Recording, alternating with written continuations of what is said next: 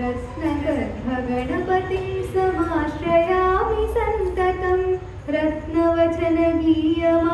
निजचरित्रवैभवम्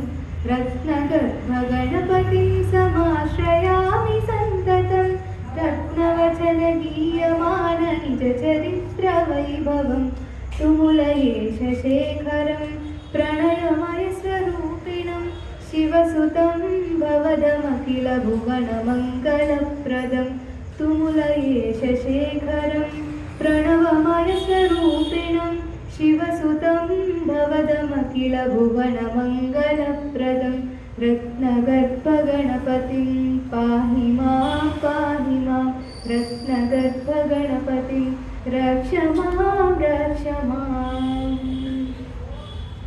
भिन्नदन्तमखिलदेहसन्नुतं दयान्वितं पन्नगोपवीतमानपन्नपादमादरं भिन्नदन्तमखिलदेहसन्नुतं दयान्वितं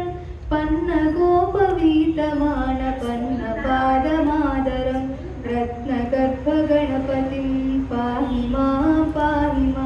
रत्नगर्भगणपतिं रक्ष मां